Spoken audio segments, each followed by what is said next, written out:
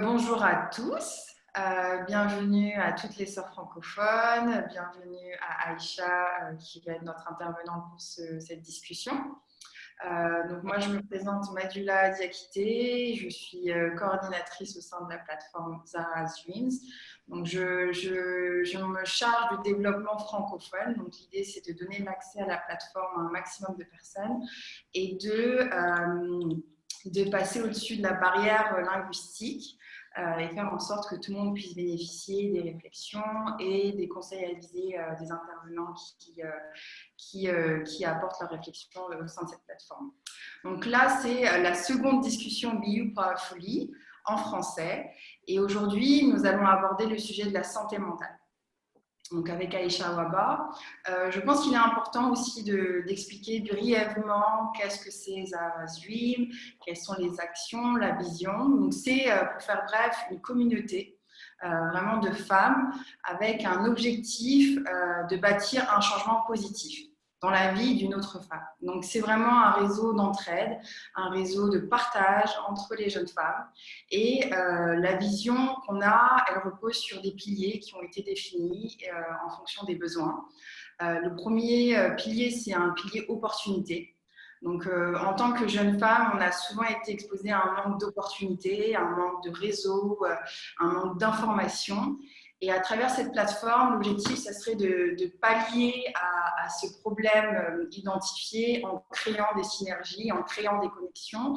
Et cela va à travers des conversations comme celle qu'on va entamer aujourd'hui pour que les gens puissent aussi discuter. Le second pilier, c'est le pilier du rôle modèle. Donc l'idée, on part du constat qu'il est difficile de devenir ce qu'on ne voit pas.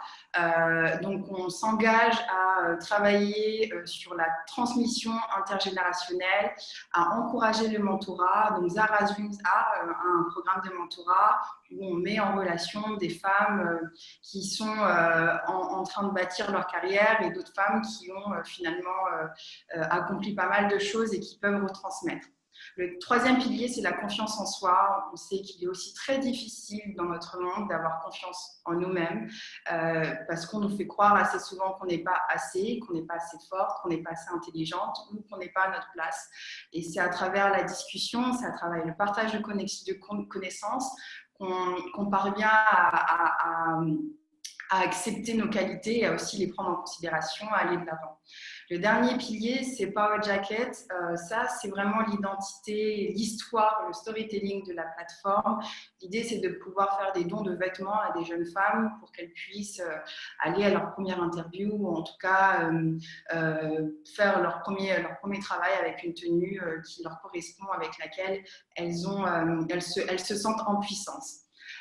Donc, toutes nos actions tournent autour de tous ces éléments, le mentorat, les discussions en ligne, la publication aussi d'articles. Je vous invite à visiter le site. Un article très récent a été publié avec une jeune femme qui s'appelle Khadija Maïga du Mali. Donc, l'idée, c'est aussi de partager des éléments très positifs et on est présent sur tous les réseaux. Donc, on essaie vraiment de partager cette positivité pour qu'elle se transforme finalement en impact plus durable. Donc, comme je l'ai dit au début, aujourd'hui, on va poursuivre une conversation avec Aïcha Awaba, histoire de parler un petit peu de santé mentale. Donc, juste pour faire bref, Aïcha est chercheuse en sciences sociales. Elle est spécialiste, parmi ses différentes casquettes, elle est spécialiste des questions de genre, de droits humains et de la protection de l'enfance. Donc, aujourd'hui, elle nous invite à sa table, c'est elle qui nous invite pour nous partager ses réflexions personnelles et ses stratégies pour que les femmes bâtissent des vies fructueuses grâce à une santé mentale saine. Donc, je vais laisser la parole à Aïcha, juste pour votre information. Après cette présentation, il y aura une session de questions-réponses. Donc, vous pouvez préparer vos questions. Elles seront soumises à Aïcha par la suite. Voilà, merci. La parole est à toi, Aïcha. Merci beaucoup, Madula. Bonjour à toutes et à tous, s'il y a des hommes parmi nous. Merci beaucoup, Madula, pour ta présentation. Je m'appelle Aïcha Waba. Comme expliqué, je suis chercheure en sciences sociales, mais je suis également enseignante et entrepreneur. Et donc déjà, je tiens à vous remercier pour cette belle occasion pour ce qui devrait être fait plus souvent, c'est-à-dire donner une plateforme, donner une interface pour qu'on puisse évoquer euh, assez souvent ces problématiques autour de la santé mentale, autour du bien-être, autour de l'autonomisation, du empowerment. Et je tiens déjà juste à faire un petit disclaimer avant de commencer la conversation et dire que je ne suis pas psychologue, je n'ai pas fait des études qui sont liées à la psychologie, mais je pense que justement l'intérêt de cette conversation, c'est de se dire que la problématique de la santé mentale, c'est quelque chose qui nous appartient à toutes et à tous, et que n'importe qui pourrait être à ma place aujourd'hui pour parler de ces réflexions, parce qu'on est tous affectés d'une manière, on a tous une santé mentale, qu'elle soit bonne ou qu'elle soit mauvaise, on est tous concernés par cette problématique-là. Donc, je pense que vraiment, c'est une très belle opportunité. J'encourage vivement la création, par ailleurs, d'espaces d'échange, d'espaces de dialogue, d'espaces d'apprentissage qui peuvent justement faciliter les échanges à ce sujet, parce justement en introduction, j'ai eu la chance de parler à la fondatrice de Zahara et à Madula. C'est trop peu abordé dans nos communautés et il est vraiment temps qu'on s'y intéresse de près, parce qu'on a beau s'intéresser à l'autonomisation économique de la femme, on a beau s'intéresser à sa participation politique, on a beau s'intéresser à tous ces aspects un petit peu pratiques, tant qu'on n'aura pas accéder aux outils qui lui permettent d'avoir accès au bien-être ou d'avoir accès à une santé mentale qui soit saine, je pense que tous ces concepts sont obsolètes. Donc, c'est extrêmement important, effectivement, d'avoir ce genre de conversation et je suis très honorée d'avoir l'opportunité d'animer un petit peu au début, en tout cas, cette conversation, et je suis très excitée aussi à l'idée de pouvoir avoir votre vision des choses, de partager avec vous sur votre expérience par rapport à la santé mentale. Je pense que c'est vraiment une opportunité d'avoir une certaine réciprocité dans nos expériences. Donc, merci encore. Merci à toutes les participantes et à tous les participants de se joindre à nous pour cette session cet après-midi. Je ne sais pas si Madjoula, tu veux qu'on continue sur directement la conversation, ou tu voudrais que je ne sais pas si tu veux intervenir plus tard. Oui, j'écoute. Tu peux enchaîner avec la présentation et puis après les 20 minutes, les questions seront soumises. Ça marche. Alors, merci Madjoula. J'ai 20 minutes pour parler de cette thématique autour de la santé mentale. Évidemment, on ne peut pas aborder tous les aspects autour de la santé mentale, mais je me propose d'en aborder quelques-uns qui sont basés sur ma réflexion, sur mon expérience et aussi sur mes choix. Et en parlant de choix, je vais vous parler de mes choix professionnels. Alors, je fais de la recherche. J'ai décidé de faire de la recherche parce que je travaille dans le monde du développement. Et que dans le monde du développement, on s'intéresse à des problématiques qui touchent l'humain avant tout. Et quand on s'intéresse à des problématiques qui touchent l'humain, il faut être prudent, parce il faut savoir prendre de la distance avec soi-même, il faut prendre de la distance avec l'héritage de son éducation, avec l'héritage de ses valeurs, avec nos perceptions et nos biais, et essayer d'être au service de l'humain avant tout, avant d'être au service de soi-même.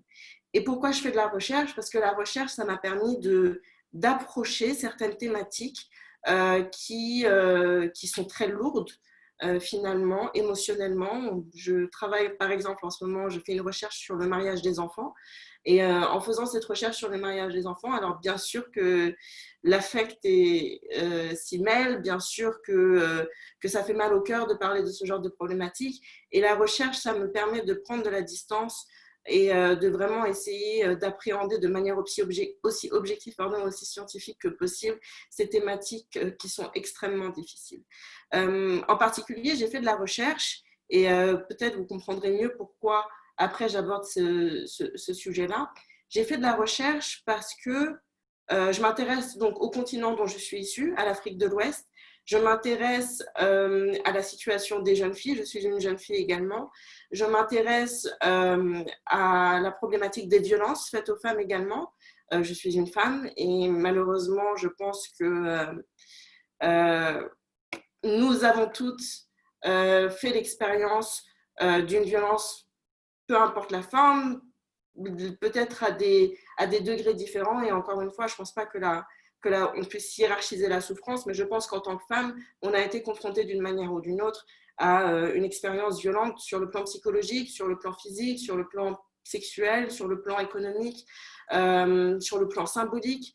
Donc, je m'intéresse à toutes ces thématiques-là, et pour s'intéresser à toutes ces thématiques-là, il faut avoir, et je l'ai appris à mes dépens d'ailleurs, il faut avoir un certain recul, une certaine distance et une certaine objectivité pour pouvoir justement essayer de faire de sorte que l'émotion ne se mêle pas au résultat.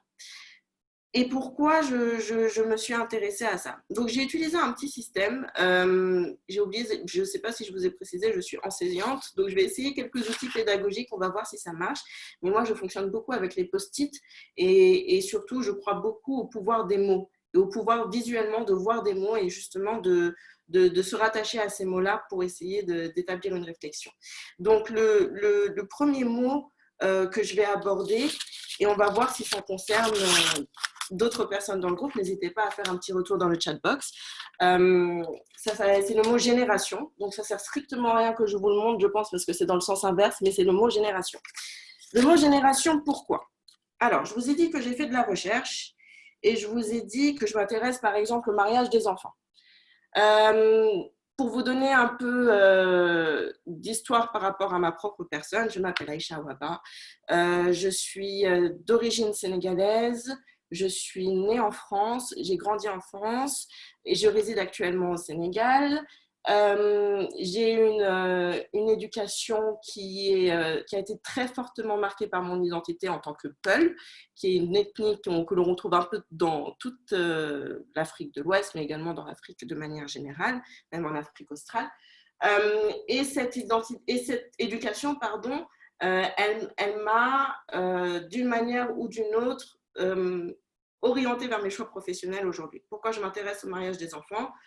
Pourquoi je m'intéresse à des problématiques qui tournent autour des pratiques, on appelle ça comment en français, pratiques traditionnelles néfastes? C'est parce que c'est fortement pratiqué dans les gens de ma communauté et dans les gens de mon ethnie. Et je vais vous donner un exemple assez concret. Dans ma famille, on fait partie mes sœurs et moi en tout cas, on fait partie des premières générations à ne pas avoir été excisées. Plus tôt, si on remonte un tout petit peu plus tôt, ma mère, je pense, et même ma grand-mère, enfin, ça se joue à 2 générations près à peu près, ont échappé au mariage précoce. Donc, on va dire que ça s'est joué très, très juste tout ça. Une génération plus tard, ma mère n'aurait pas fait le choix aurait suivi plutôt le choix de continuer cette éducation concernant l'excision, etc. Peut-être qu'aujourd'hui, j'aurais été excisée et peut-être qu'aujourd'hui, j'aurais été comment dire, une victime de l'excision et que j'aurais tout le bagage psychologique, tout le bagage émotionnel et tous les freins qui ont un rapport avec tout ce dont peuvent souffrir les femmes qui sont excisées aujourd'hui. Pourquoi je m'intéresse à ces problématiques-là? Parce que d'une manière ou d'une autre, ces pratiques-là, que ce soit le mariage des enfants, que ce soit l'excision, même si je n'ai pas été touchée personnellement, ça fait partie de l'histoire de ma communauté, ça fait partie de l'histoire de ma famille. Et si ça fait partie de l'histoire de ma communauté ou de ma famille, de près ou de loin, ça va m'affecter. Quand je parle de génération, je pense qu'il y a une problématique qui est trop peu souvent abordée, c'est le fait qu'on hérite d'un système de valeurs, on hérite de pratiques, on hérite aussi de traumatismes qui font qu'aujourd'hui, ça peut influencer d'une manière ou d'une autre, nous, le rapport que l'on a par rapport à sa propre personne, le rapport que l'on a avec sa société, avec sa famille, avec les hommes, avec les parents, avec les enfants, etc., etc. Et moi, de faire tout ce travail de recherche et de comprendre, par exemple, que tout le système autour des mariages des enfants, par exemple, ou autour de l'excision, c'est régi selon un système qui est en fait la culture de la honte, tout simplement. Je me suis rendu compte, en apprenant tout ça, à quel point la honte, en tant que femme sénégalaise, Peul, pouvait avoir une influence sur ma manière d'interagir avec la société ou d'interagir avec moi-même, tout simplement. Donc, quand je parle de génération et quand on parle de santé mentale, moi, ce que je vous invite à faire, c'est d'apprendre. Apprendre d'où vous venez, apprendre le système de valeurs qui a régi comment votre famille sur des générations s'est établie, par exemple, et également s'interroger sur ce que l'on peut prendre de meilleur dans, dans ce cycle générationnel-là. Je vous ai parlé de l'exemple du fait que l'excision était pratiquée dans ma famille, mais je peux aussi vous parler du fait qu'on a arrêté de pratiquer l'excision dans ma famille. Et qu'à un moment donné, des femmes nous ont montré dans notre famille qu'on peut être responsable, responsable de mettre fin à un cycle de violence ou de mettre fin à un cycle de traumatisme si on le décide et si on en fait le choix. Donc d'être sélective par rapport à ce dont on hérite. Et je pense que c'est aussi ça, être adulte, et c'est aussi ça, prendre soin de soi et faire des choix pour soi, c'est de se dire de son éducation, de son héritage, de son bagage, on peut faire des choix et décider de récupérer ce qui nous permet d'être mieux, de récupérer ce qui nous permet d'être bien avec soi-même, ce qui nous permet d'être sain, d'avoir une bonne estime de soi, d'avoir un système de valeurs qui nous convient, et aussi décider de rejeter ce qui ne nous convient pas. C'est la raison pour laquelle je voulais parler de génération, et aussi pourquoi j'invite vraiment à s'éduquer à propos de soi-même, en fait, à s'éduquer par rapport à là d'où on vient et ce qui nous constitue. Je voulais juste vous donner cette introduction cette introduction qui est un peu longue d'ailleurs, pour vous parler de comment certains de mes choix ont été faits aussi pour se comprendre soi-même, pour comprendre son identité. Et je pense que c'est au centre de la question de la santé mentale, comprendre son identité, comprendre d'où on vient, aussi complexe soit-elle. Comme je vous ai dit, je suis d'origine sénégalaise, je suis née en France et je ne peux pas aujourd'hui me permettre de dire que ce double héritage culturel, il y a une partie qui m'a plus ou moins influencée. J'ai été tout autant influencée par ce double héritage. Et on va revenir sur la question de l'identité plus tard. Mais d'abord, j'aimerais juste revenir, je pense que j'aurais dû, plutôt que d'aller vivre aussitôt dans le vif du sujet, c'est aborder la question de comment je me suis arrivée à me poser toutes ces questions-là. Et je pense que je ne suis pas la seule à m'être posé beaucoup de questions, étant donné que nous sommes tous en train de passer des moments très difficiles avec le confinement, avec la Covid-19 et avec toutes les catastrophes économiques, politiques, culturelles qui accompagnent cette pandémie.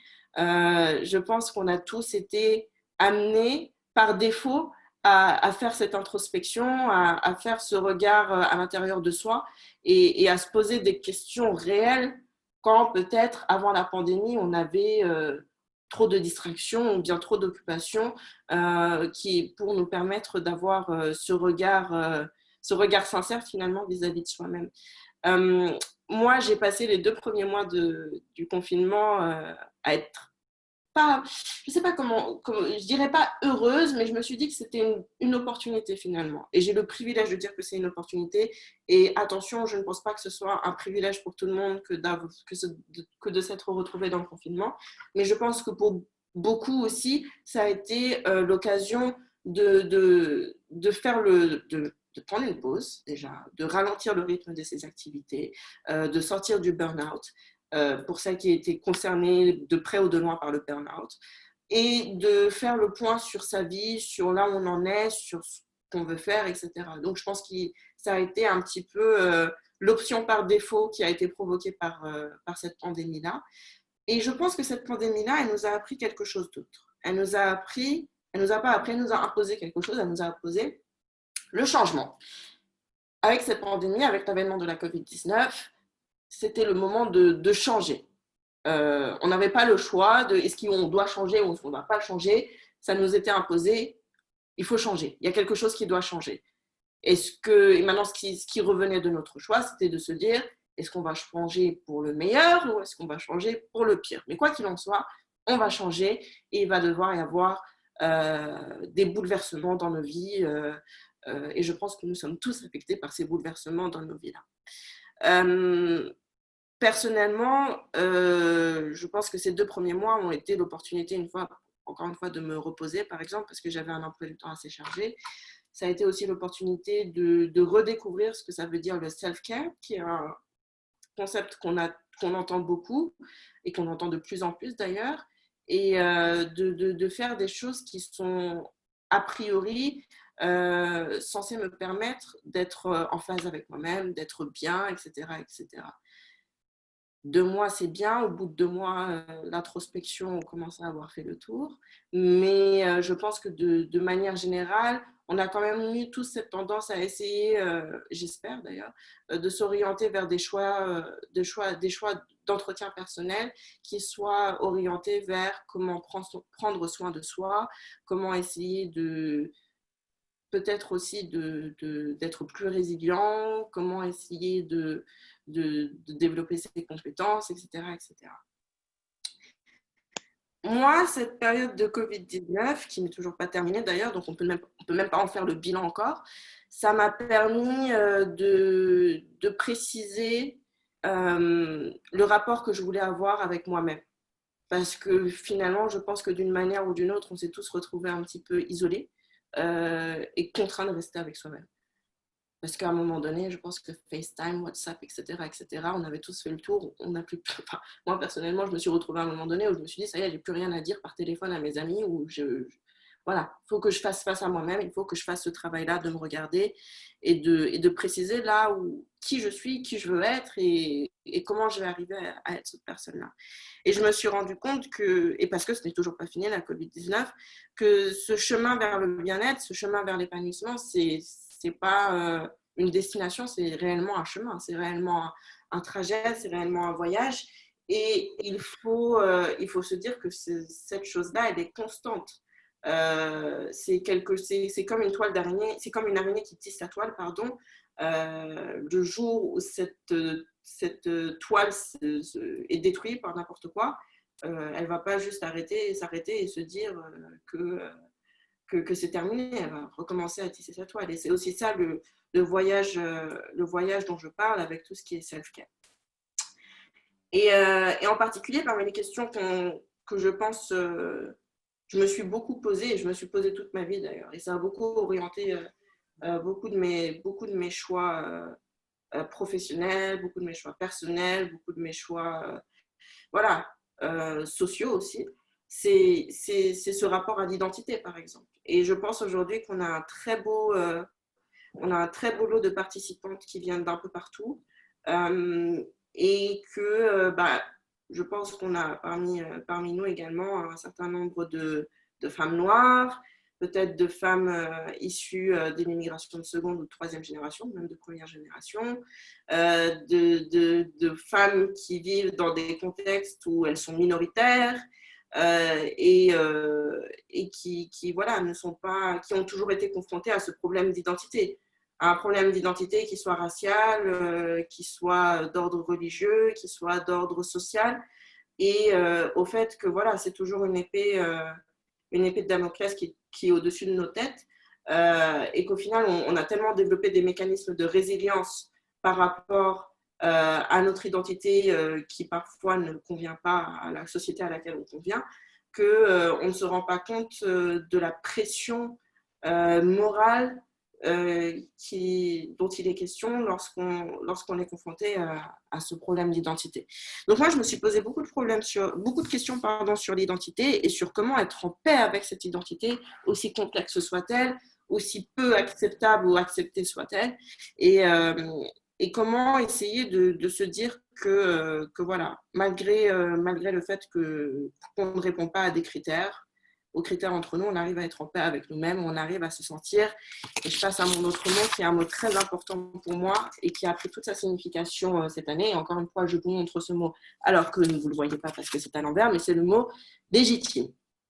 Comment se sentir légitime? Pour moi, c'est la clé de la santé mentale, de l'épanouissement et du bien-être. Peu importe l'endroit dans lequel vous vous trouvez ou le contexte dans lequel vous vous trouvez, que ce soit dans votre vie professionnelle, dans votre vie personnelle, dans votre vie privée, sociale, affective, amoureuse, c'est comment on arrive à se sentir légitime Et je pense que pour moi, c'est ce trajet, c'est ce voyage vers je me sens légitime qui est la clé de la santé mentale. La légitimité, ça tourne autour de plein de choses. Ça tourne autour par exemple, se dire que je suis dans une société qui m'exclut, je suis dans une société qui me refuse ou dans un cadre qui ne m'accepte pas pour ce que je suis. C'est pas moi le problème, je suis légitime, je suis ce que je suis et je ne vais pas fléchir devant le fait qu'on me demande d'être autrement alors que je ne peux pas être autrement, je suis moi-même. C'est le fait aussi de se dire que, et encore une fois, pour revenir à ce côté de génération ou d'identité, si vous avez grandi dans des contextes où, par exemple, je parle encore de ma communauté, de ma culture en tant que femme peul, on a tendance à réprimer les sentiments, on a tendance à réprimer les émotions, on a tendance à invalider les émotions. Il ne faut pas être triste, il ne faut pas être en colère, ou si on est en colère, il ne faut pas l'exprimer d'une certaine manière, il ne faut pas être trop vocal, parler trop, ou comment dire, ou trop partager, il faut savoir être discrète, etc., etc. Et toutes ces injonctions, en fait, qui viennent avec notre bagage générationnel, éducatif ou culturel, c'est très lourd à porter. Et on finit par se dire, quand on ressent quelque chose, de la colère, de la tristesse, de l'amour, peu importe, on finit par se dire, mais est-ce que c'est légitime, en fait? Et je pense que c'est ça la clé de la santé mentale, c'est de se dire ce que je ressens est légitime, comment je l'exprime, ça c'est autre chose. Et moi j'ai beaucoup appris. Donc comme je vous ai expliqué, par exemple, j'ai grandi en France. En France, on n'a pas de problème avec quelqu'un qui est, quand elle est en colère, elle en parle, elle le dit. Quand elle est frustrée, elle le dit. Quand elle est triste, elle le dit. Et revenir dans un contexte, par exemple dans le cadre du Sénégal, où ça ne fait pas bonne figure d'être trop vocal par rapport à ses sentiments, si on n'est pas satisfait avec quelque chose, il faut l'exprimer d'une certaine manière, etc., etc. On finit par se dire, mais est-ce que je ne suis pas bizarre? Est-ce que ce que je ressens, j'ai le droit de le ressentir? Etc., etc. Et moi, toute cette introspection, tout ce travail autour de moi qui m'a été imposé finalement avec le confinement, ça m'a permis de me dire, ok, ce que je ressens est légitime de toute manière, parce que je suis un être humain, comme tout le monde. Est-ce que la manière dont je l'exprime peut me faire défaut? Ça, c'est un autre problème. Mais j'ai vraiment envie d'inviter toutes les femmes de notre communauté, qui que vous soyez, quelle que soit votre identité, peu importe comment votre identité est complexe, acceptez. Je sais que parfois, ça a un rapport, je pense à beaucoup de mes amis, par exemple en France, qui portent le voile, qui sont obligés d'être dans le compromis à chaque fois, qui ont l'impression de ne pas être légitimes, etc., etc. Toutes ces complexités-là. De toujours revenir à l'essentiel et de se dire qu'on est légitime. C'est notre personne est légitime. C'est extrêmement important pour moi. Et cette question de légitimité, encore une fois, elle est liée à plein d'autres choses. La légitimité, je vous ai dit, pour moi, ça a un rapport avec l'estime de soi. Et le fait de se dire qu'on est valide, on est valable, on s'estime, quoi. On a de la valeur. Et j'ai l'impression aujourd'hui qu'on mélange un peu tous les discours. Que l'estime de soi, ça se mélange un peu avec de l'ego, que le self-care, ça se mélange un peu avec de l'égocentrisme, et qu'au final, on finit par toujours pour vouloir pousser ce speech de on est unique, comment dire, personne ne peut mieux s'occuper de nous que nous-mêmes, etc., etc., qu'on finit par oublier que c'est pas pour rien qu'on est né au milieu de 7 milliards de personnes. Et je sais que le confinement a beaucoup altéré, en tout cas personnellement, à mon niveau, et je pense beaucoup des amis avec qui je me suis entretenue, a beaucoup altéré la manière dont on interagit avec les autres, la manière dont on a l'impression d'être perçu par les autres, et les réseaux sociaux n'aident pas. Donc l'autre mot que je vous montre, qui est l'autre, c'est ce côté de l'altérité, autrui, comment on arrive à reconnecter avec les autres. Self-care, certes, care tout court, prendre soin tout court, je pense que c'est surtout ça la clé, de se dire qu'on n'est pas seul et que moi, par exemple, pour être bien avec moi-même, j'ai besoin de me sentir utile à d'autres personnes. Autrement, j'aurais du mal à me dire que je n'existe que par moi-même. là où j'en viens par rapport à ce point qui concerne l'autre, c'est que je pense comment dire?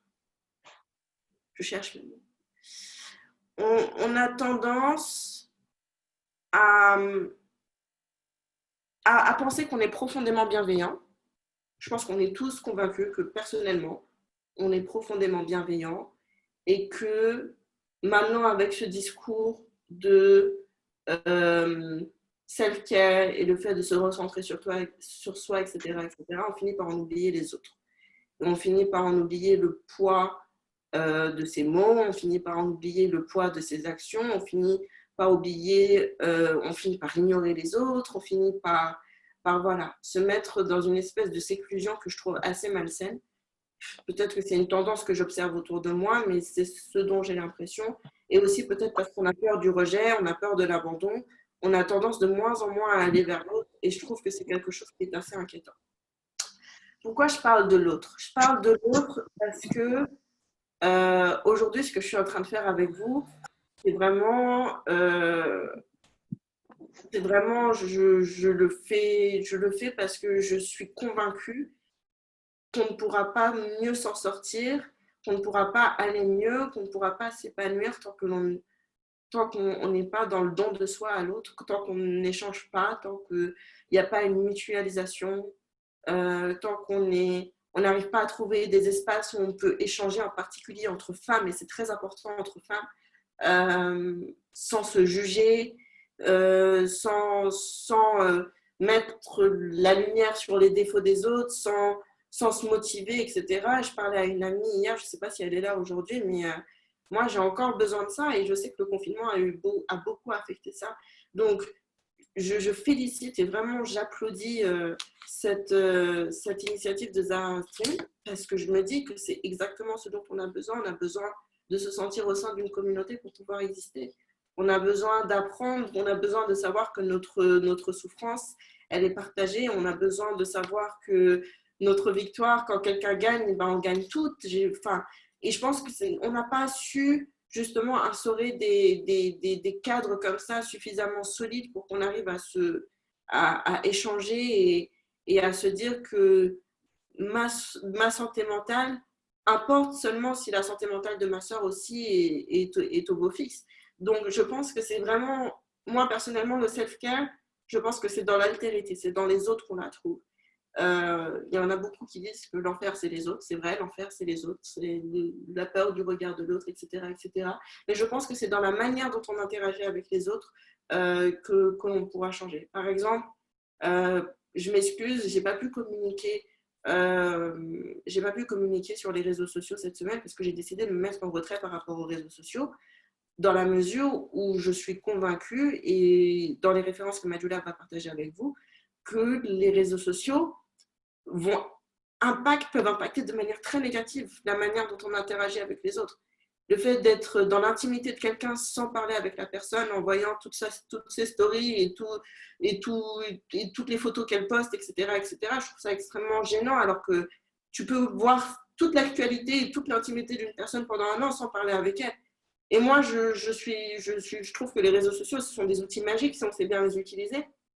Mais je pense aussi qu'il y a un réel problème dans la manière, et c'est vraiment la méthodologie d'approche que l'on utilise pour interagir avec les autres. Et moi, je pense que c'est vraiment dans ça qu'on doit changer. L'exemple de ce qu'on est en train de faire aujourd'hui, je trouve que c'est extrêmement... Bon, je parle en mon nom parce que c'est moi qui suis en train de parler, en l'occurrence, je ne sais pas pour vous, mais je trouve ça extrêmement salvateur, je trouve ça extrêmement important qu'on arrive à tisser du lien et qu'on arrive à se parler entre femmes et qu'on arrive à se parler sans se juger. Donc j'encourage ce genre d'initiative, je veux que ce soit normalisé, je veux que ce soit notre quotidien de se dire que la vie c'est dur et la vie c'est dur pour chacune d'entre nous, mais j'ai une communauté sur laquelle je peux compter. Et je pense que ce sens de la communauté est en train de se perdre. Donc c'est à nous aussi de créer cet espace pour nous d'abord et puis de créer cet espace pour les autres femmes aussi.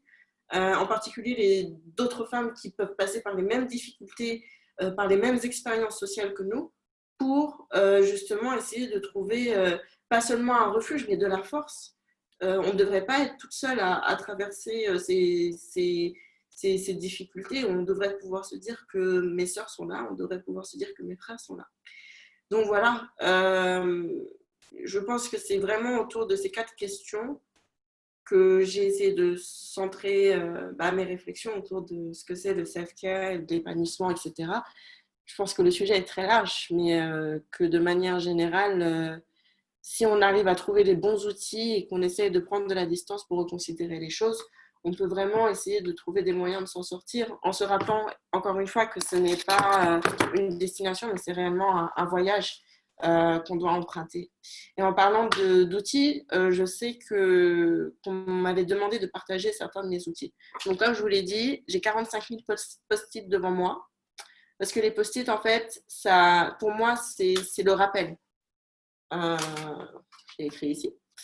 Le rappel, le fait de pouvoir se dire, le fait d'être conscient que la vie va parfois prendre le dessus sur vous et que parfois on va oublier l'essentiel.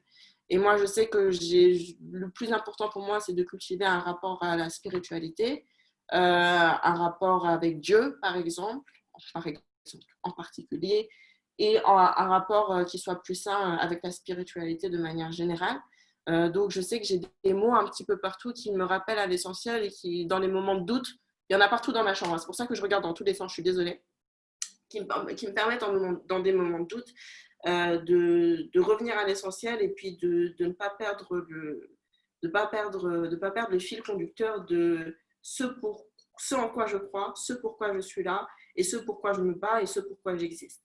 C'est très important d'avoir des rappels, mais les rappels, c'est pas juste les mots que vous allez mettre sur des post-it, c'est des rappels, ça peut être les amis, les personnes qui vous entourent, s'inspirer de ces personnes-là, s'inspirer de leur trajet et aussi échanger avec eux, car c'est souvent vos garde-fous, c'est souvent ces personnes-là qui vont vous permettre de rester loin des pensées négatives, parce que je pense que seul, c'est très facile de rentrer dans un engrenage de pensées négatives, en particulier en ce moment où l'humanité des gens, malheureusement, n'est pas en train de disparaître, mais en tout cas est en train d'être compromise, et on le voit, et ça fait peur. Donc, toujours se rappeler, revenir à l'essentiel, et en particulier, moi, c'est dans le rapport à la spiritualité que j'ai pu le trouver. Un autre outil qui est beaucoup moins métaphysique que genre le rappel, la spiritualité, etc., c'est la méditation et la pleine conscience. J'avais trouvé la traduction de mindfulness en anglais comme pleine conscience. Donc, j'ai trouvé ça intéressant. Mais juste le fait de faire une pause. Je regarde des vidéos d'une psychologue qui s'appelle Linda Benjafer, que je vous recommande vivement de regarder, et qui dit que c'est vital de s'imposer un moment dans la journée où on prend de la distance par rapport à tout ce qu'on est en train de faire. Et je sais que en tout cas de toutes les femmes que je vois et que je connais, que je vois dans le groupe, on a un réel souci de performance, on a un réel souci de résultats, on a un réel souci de trucs, et on finit par en oublier l'essentiel. Et l'essentiel, c'est parfois de prendre le temps de se dire pourquoi on est en train de le faire, et d'être conscient de pourquoi on est en train de se battre et pourquoi on est en train de faire tout ça, et de ne pas perdre le fil par rapport à ça. Donc la méditation, ça m'a beaucoup aidée. Peut-être que certaines personnes ont des a priori par rapport à la méditation. J'étais la première. Tout ce qui concernait la méditation, le yoga. J'avais beaucoup d'a priori par rapport à ça, parce que je voyais des personnes qui ne me ressemblent pas du tout à la pratiquer. Et finalement, dans tous les domaines, en particulier dans tous les domaines spirituels, et en particulier pour ceux qui sont de confession musulmane ou qui sont pratiquants dans l'islam, la méditation, c'est une pratique qui est juste vitale, qui est juste centrale pour pouvoir justement cultiver ce rapport au divin ou ce rapport à soi-même de manière saine. Il faut prendre le temps de méditer dans une journée, il faut prendre le temps de 5-10 minutes pour faire le point sur sa vie, etc. Et faire preuve de pondération de manière générale. Et le dernier mot que je conseille, c'est le mot transmission. Transmission, je ne voulais pas prendre le mot communication parce qu'à chaque fois que les gens utilisent le mot communication, je ne me retrouve pas. Et c'est tellement utilisé dans plein de domaines différents que je ne me retrouvais pas. Mais le mot transmission, je vois qu'il y a certains de il y a 2 de mes étudiantes, en tout cas, peut-être plus, dans le chat box. Merci de participer. Moi, je vis pour transmettre. Je trouve que ça n'a aucun intérêt comment dire, d'apprendre et puis de garder ça pour soi. Il faut transmettre. La transmission, c'est la première chose que la transmission vous permet de faire, c'est de valider vos acquis, de faire le point avec vous-même, c'est d'apprendre à nouveau ou de réapprendre ou de désapprendre s'il faut désapprendre. La transmission, c'est aussi l'opportunité de voir ce que vous voulez transmettre selon un œil nouveau, selon un angle différent, selon un regard différent. La transmission, c'est tout simplement le fait de sortir les choses de sa tête. Tout simplement. Moi, je sais que je n'ai pas beaucoup d'espace mental. Je suis en saturation. Mon disque dur mental est saturé. Donc, je suis obligée de transmettre toutes ces pensées-là sur mes 45 000 carnets que vous voyez ici. Écrivez. Ne gardez pas tout dans votre tête. Quand je dis transmettre, c'est tout simplement faites circuler les choses. Parce que garder les choses pour soi, que ce soit de la connaissance, que ce soit des pensées, que ce soit des émotions en particulier, les garder pour soi, à un moment donné, il faut que ça sorte. Si ça continue de circuler dans vous, ça va pourrir, tout simplement. Ça va pourrir ou ça va se muter avec quelque chose qui n'est pas censé être. Transmettez, que ce soit vers une autre personne, que ce soit vers un journal, que ce soit... Il faut qu'il y ait je sais pas, un transfert d'énergie. Pour moi, c'est très important de transférer, pas juste de communiquer. C'est vraiment de transférer. Et au sujet, par rapport à ces émotions-là, j'ai appris récemment. Enfin, j'ai pas fini d'apprendre d'ailleurs. J'ai commencé à essayer à communiquer parce que justement, comme je vous parlais de légitimité tout à l'heure, à me dire que, ok, comment je me sens, c'est valide. Et je sais que c'est le cas pour beaucoup de personnes où on leur a peut-être appris à dire ce qu'ils pensent, mais on leur a pas forcément appris à dire ce qu'ils ressentent. Et c'est mon cas. Moi, on m'a appris à dire ce que je pense, mais on m'a pas forcément appris à dire ce que je ressens. Et je suis encore dans cet apprentissage, comme si j'étais un enfant, en fait, comme si je reprenais les bases à zéro.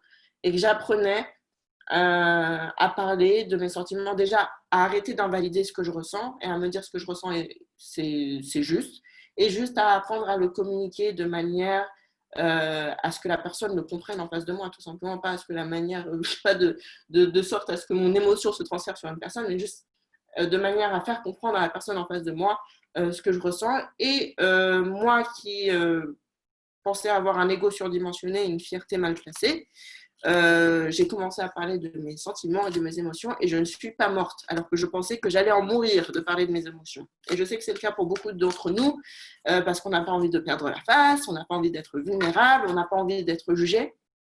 Mais quand bien même ces 3 choses arriveraient, vous n'allez pas en mourir et au contraire, ça risque de vous faire beaucoup de bien. Donc voilà, mes 3 conseils. Rappelez-vous, souvenez-vous de pourquoi vous êtes là, pourquoi vous faites tout ce que vous êtes en train de faire. Méditez, prenez de la distance, soyez conscient de ce que vous faites et pourquoi vous le faites. Et finalement, transmettez, enseignez à votre tour.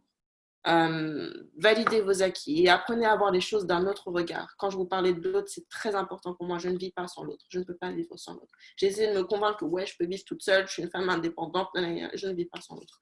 Je ne vis pas sans l'autre. Je suis obligée. J'ai besoin de ce rapport humain parce que c'est pour ça qu'on a été créé. On a été créé pour vivre au milieu de 7 milliards de personnes. Il faut l'accepter.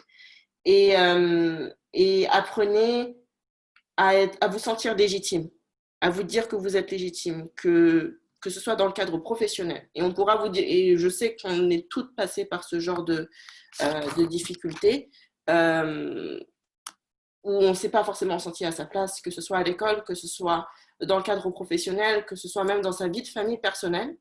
On ne se sent pas à sa place parce qu'on nous a essayé de nous faire croire que vous êtes à votre place. Vous êtes exactement là où vous êtes censé être et vous êtes à votre place. Donc voilà, c'est vraiment ça que j'ai essayé de synthétiser. Je vois que j'ai parlé plus que je ne devrais parce que j'ai vraiment hâte d'avoir des retours et de pouvoir échanger avec vous. Mais merci d'avoir pris le temps de m'écouter et j'espère que d'une manière ou d'une autre, ça vous sera utile. Merci. Merci beaucoup Aïcha. Alors très rapidement, il nous reste 15 minutes, donc je vais te soumettre les premières questions. Donc tu as les applaudissements de Mona et de Lisanga. D'ailleurs, je vais poser la question de Lisanga qui dit « Bonjour Aïcha, Comment faire pour recréer un lien de confiance envers nos aînés et nos parents à l'ère du digital? Bon, ça m'intrigue à l'ère du digital parce que la première partie de la question, comment faire pour recréer un lien de confiance envers nos aînés et nos parents tout court, c'est une grande question en soi. Euh, il faut se faire violence. Bon, je vous parle d'une expérience très personnelle, mais je sais que ça n'a pas toujours été facile euh, de tout simplement avoir du lien avec ses aînés. Je sais que c'est pas facile pour tout le monde, et je tiens d'ailleurs à faire un rappel par rapport à ça. Peut-être que beaucoup d'entre nous, ils ont le privilège d'avoir d'excellentes relations avec leurs parents ou avec leurs aînés ou avec leur famille, etc. De grâce, et c'est encore en ça que je dis penser à l'autre, il faut penser au fait que ce n'est pas un acquis pour tout le monde d'avoir d'excellentes relations de famille ou de se sentir chez soi, tout simplement. Pendant le confinement, je sais qu'il y a beaucoup de personnes qui disaient ouais, mais on est mieux chez soi, on est mieux avec ses parents, on est mieux nanana, on est mieux avec sa famille, etc. Et ben pour certaines personnes, être chez soi, c'est ça l'épreuve, c'est plus dur que d'attraper la Covid-19. Donc tout simplement, comment recréer des liens avec ses parents envers nos aînés et nos parents et reprendre la confiance. Moi, j'ai appris quelque chose. C'est encore une fois en parlant de l'autre, c'est savoir se mettre à la place de nos parents, de nos aînés. J'ai un peu du mal avec l'ère du digital, je suis désolée. Mais la première question m'intrigue énormément, donc je vais quand même essayer d'y répondre. C'est essayer de se dire que, de toutes les manières, quoi qu'il en soit, par définition, je pense que nos parents nous aiment et nos parents et nos aînés nous aiment et ils ont toujours essayé de faire ce qu'il y a de mieux. Peut-être la méthodologie n'était pas là. Peut-être que les outils utilisés n'étaient pas les plus appropriés, n'étaient pas les meilleurs, mais ils ont fait avec leurs outils. Et avec le recul, ce dont je me rends compte, c'est que souvent, l'éducation de nos parents, eux, était beaucoup plus sévère, l'éducation de nos aînés était beaucoup plus sévère, et que eux font beaucoup de sacrifices et beaucoup de compromis, et nous donnent, je trouve extrêmement, nous pensent nous donner beaucoup de liberté par rapport à ça. Et c'est savoir essayer comment dire, savoir essayer de se mettre à la place d'autrui et de savoir être dans la tolérance et dans l'acceptation des réalités différentes de quelqu'un d'autre. Digital dans la mesure où avec le Covid, nous n'y échappons plus, même les aînés. Donc par exemple, pour préciser, c'est-à-dire qu'on ne peut plus avoir la nature de la relation a changé parce que justement le Covid met plus de distance entre nous et nos parents, c'est ça? Je suis pas sûre de comprendre, désolée. Alors, si je peux me permettre, peut-être que Lisanga, tu peux Elle a éventuellement écrit mute ton micro et préciser la question. Sinon, on passera à la question suivante pour pouvoir prendre Oui, déjà. la question que j'ai posée, c'est par rapport au fait que les relations avec l'autre, comme ça a été énoncé plus tôt, vont devenir par défaut beaucoup plus digitales que ce qui était avant. On ne pourra plus faire du networking comme on faisait avant. Moi, je suis basée à Londres. Je sortais beaucoup pour rencontrer les gens dans les événements. Je ne fais pas les trucs en ligne. Donc, quand on pourra enfin revenir à des événements physiques, j'aurai plus la même confiance que j'avais avant pour aller engager le contact. Et du coup, je sais que déjà, moi, personnellement, dans ce contexte-là, je ne le ferai pas.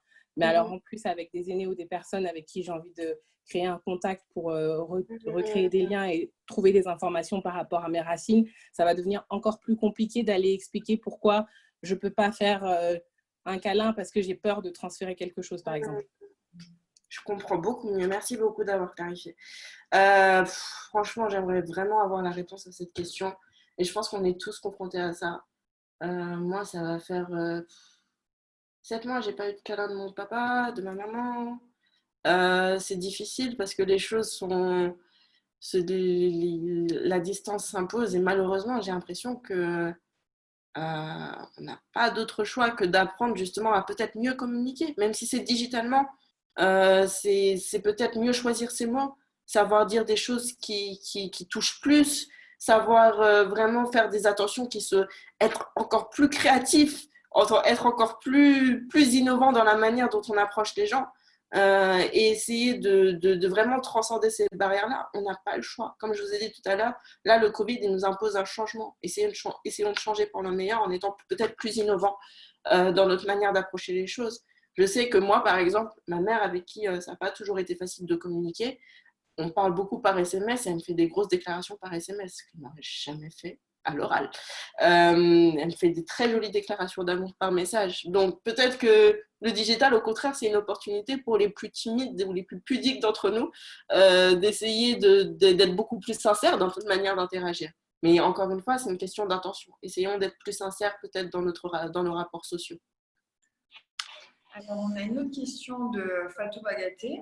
Alors, je t'invite à désactiver ton micro et éventuellement préciser ta question à l'oral auprès d'Aïcha. Fatou? Oui. Bonjour. Bonjour Fatou. Bonjour. Oui, en fait, je vais du coup juste répéter ce que j'avais écrit. Premièrement, les post-it, on les voyait très bien dans le bon sens, on arrivait à les lire. Et je suis aussi une très grande fan de post-it. J'en ai même accroché sur mon mur. Du coup, en fait, j'avais juste fait une petite remarque sur la remarque que vous avez faite sur les réseaux sociaux, le fait qu'on voyait un peu les vies des gens, leur intimité et tout ça. Et du coup, j'avais mentionné le fait que, en fait, c'est un peu parce que je me suis retrouvée dans votre envie de vous éloigner des réseaux sociaux, puisque je l'ai aussi beaucoup fait. Avec le confinement, on ne pouvait pas trop sortir. Du coup, j'étais beaucoup plus encline à rester sur les réseaux sociaux, regarder un peu la vie des autres, ce que les autres faisaient et tout. Et je trouve que c'était assez démoralisant parce que ce dont on ne se rend pas compte, c'est que les gens montrent que les aspects positifs de leur vie dans leurs réseaux sociaux. Et du coup, à force de regarder ça toute la journée, on peut y passer des heures et forcément, ça atteint le moral et on compare beaucoup nos vies et on se dit que forcément, nos vies sont moins bonnes que celles des autres, alors qu'en fait, c'est juste qu'ils cachent tout ce qui ne va pas. Et donc, bon, pour l'instant, je suis toujours à un stade où j'ai arrêté les réseaux sociaux, plus ou moins, je suis un peu que sur Facebook. Je pense que je me sens quand même beaucoup mieux maintenant que j'ai plus cette obsession de savoir ce que font les autres et de me comparer tout le temps.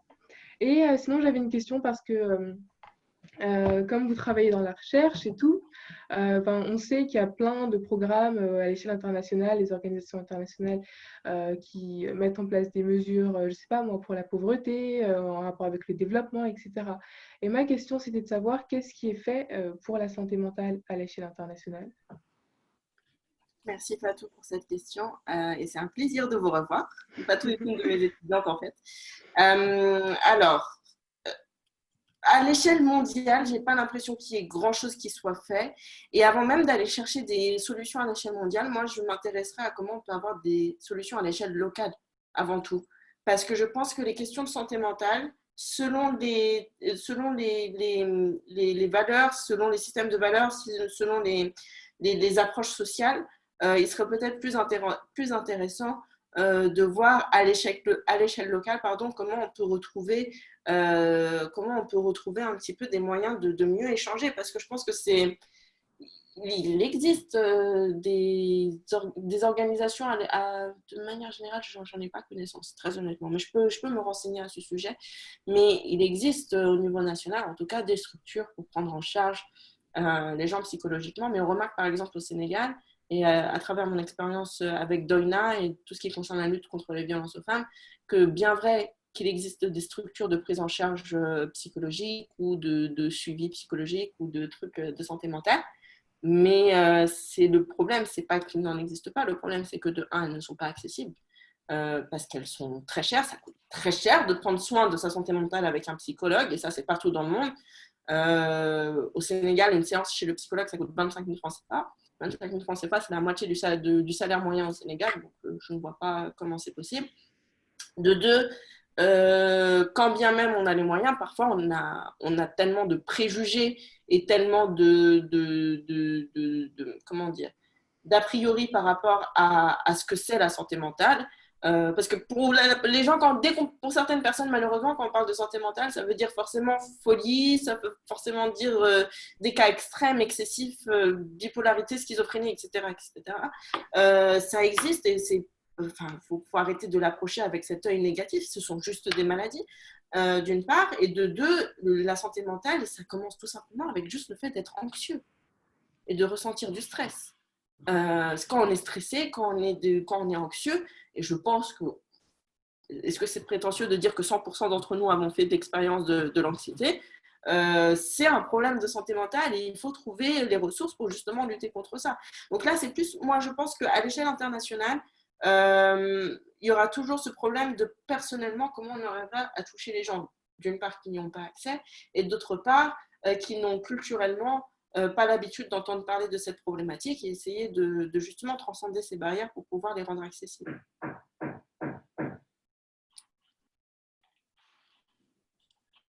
Merci beaucoup. Alors, il nous reste 4 minutes. Chelsea Aruna a fait une remarque sur le chat. J'aimerais t'inviter à désactiver ton audio et éventuellement soumettre ta remarque oralement à Aïcha. Chelsea. Alors, Chelsea, je ne sais pas si elle est encore là ou si elle… Oh, ok. Oui, je suis là, vous m'entendez? Oui, bonjour Chelsea. Bonjour Aïcha. Donc je disais, alors j'ai pas tiré ma caméra, je suis pas très présentable, mais vous m'entendez, c'est l'essentiel. On t'entend 5 sur 5. Voilà. Donc je disais oui que c'est difficile d'extérioriser ses émotions quand on nous a appris depuis tout petit à ne pas faire voir ses faiblesses. Donc c'est un travail au quotidien, c'est se faire violence. Finalement, on ne sait pas si on doit s'en vouloir à soi-même pour un manque de confiance en soi ou si on doit en vouloir aux aînés. Enfin voilà, c'est juste une remarque que je pense que tout le monde peut avoir vécu déjà une fois dans sa vie. Je suis vraiment d'accord, en particulier comme je le disais tout à l'heure, dans nos cultures, où c'est même pas… moi, quand faut voir les événements ici, par exemple au Sénégal, c'est même pas qu'il ne faut pas montrer ses faiblesses, c'est limite qu'il ne faut pas en avoir.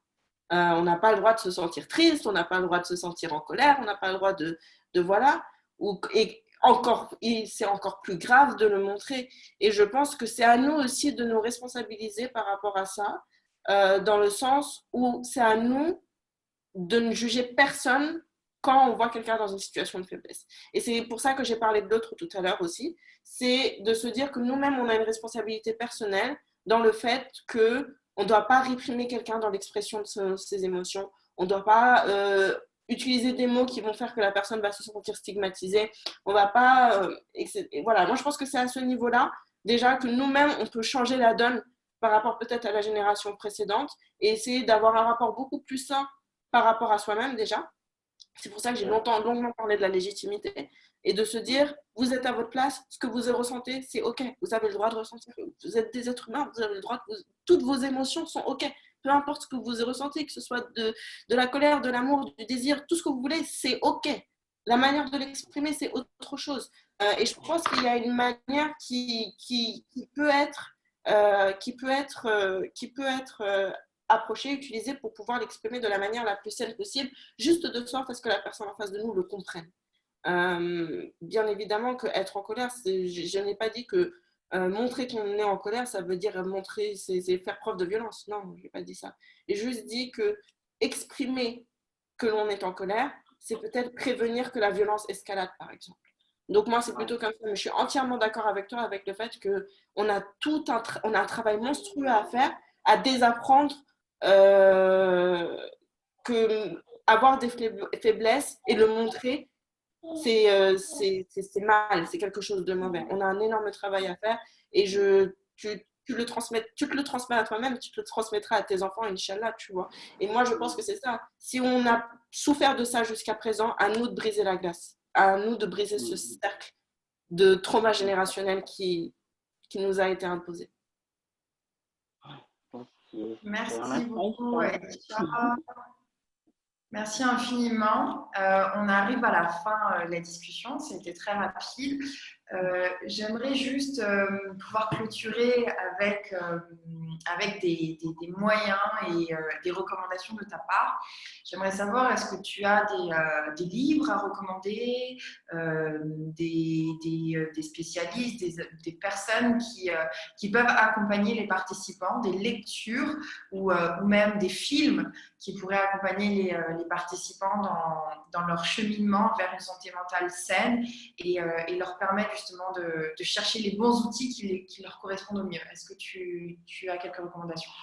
Oui, juste, oui, j'ai quelques recommandations. Et avant ça, je vois qu'il y a plein de messages dans la chatbox et quelques-uns qui m'ont été envoyés en privé. Je suis désolée, mais n'hésitez pas, s'il vous plaît, à me contacter personnellement si vous avez déjà mon contact ou partager mon adresse email, peut-être, Majula. Je suis vraiment genre très, très, très, très enthousiaste à l'idée de pouvoir échanger avec vous. Merci, Majula. Alors, ouais, j'ai plein de choses à recommander. Personnellement, moi, la lecture, de manière générale, c'est un petit peu ma voie de secours. Je trouve que je lis beaucoup moins depuis l'avènement de cet appareil pourri euh, qui nous fait penser qu'on ne peut pas faire d'autres choses, mais si on peut faire plein d'autres choses qui sont très intéressantes. Le livre que je recommanderais, c'est un livre de Rumi, du poète Rumi, qui s'appelle Le livre du dedans. Et je pense que spirituellement, c'est juste un voyage de le lire. Je vous le recommande vivement. Et puis c'est beau, c'est écrit, c'est la plume d'un poète. Donc c'est beau, ça va vous toucher. Et c'est vraiment une invitation à l'introspection, à se regarder dedans, mais à savoir comment ce dedans a une place dans ce monde, dans son entièreté. C'est un très très beau livre. Je vous recommande tous les ouvrages de Rumi et de Al-Ghazali, mais vraiment cet ouvrage-là, je pense que c'est l'une des plus belles choses que j'ai jamais lues et qui m'a vraiment permis d'avoir un rapport le plus simple possible à ma santé mentale. D'autres choses. Ah oui, des films, pardon. Les films, en ce moment, j'ai oublié de vous rappeler, quand je vous parlais d'identité, ça faisait partie de mes post-it. Donc la difficulté que c'est d'être une femme, peu importe la société dans laquelle on vit, mais d'être une femme qui cumule plusieurs marqueurs d'identité, d'être une femme noire, musulmane,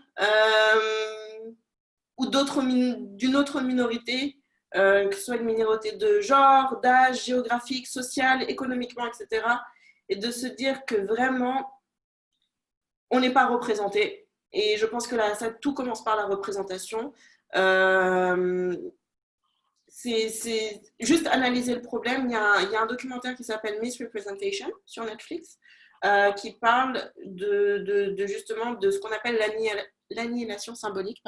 Donc, comment on efface la représentation de certaines femmes dans l'espace public ou au contraire, comment on les représente d'une manière tout à fait abjecte, soit très sexuelle, soit très objectivante, etc., etc. Et c'est un très beau documentaire sur Netflix. En parlant des réseaux sociaux, c'est impératif de regarder le documentaire de Social Dilemma qui je suis en train d'écrire. Et ça, c'est le premier documentaire, c'est Misrepresentation. Et sur Netflix, le deuxième documentaire, c'est The Social Dilemma, qui en fait regroupe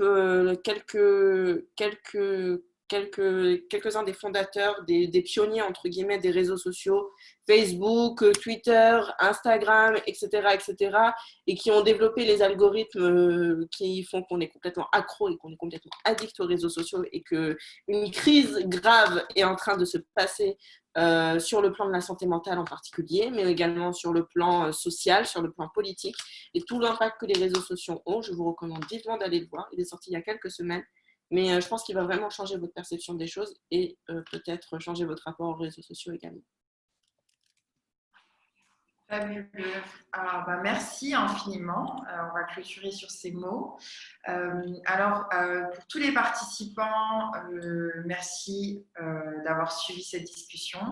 On espère sincèrement que ça vous a donné certaines orientations, certains outils, ou en tout cas la matière à penser.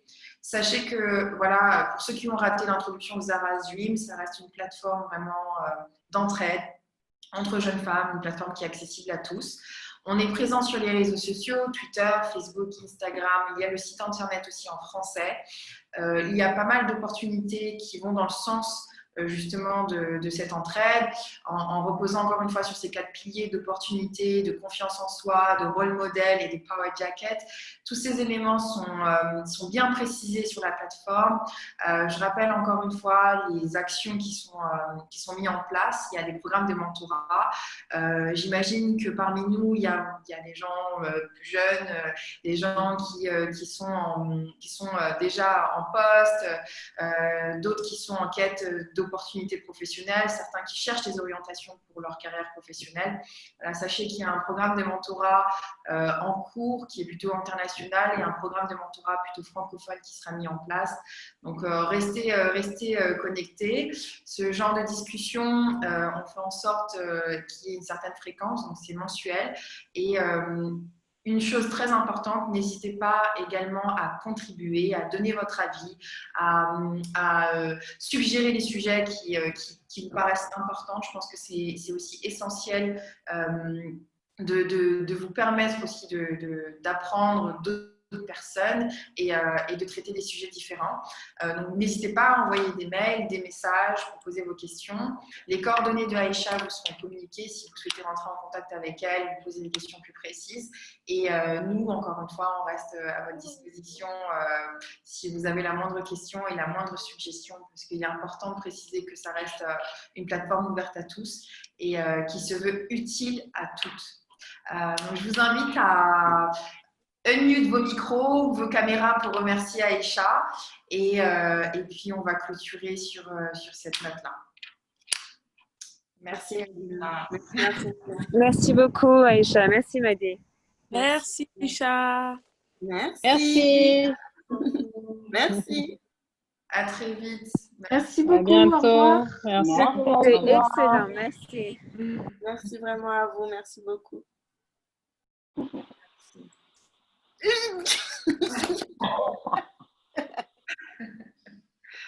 Pardon.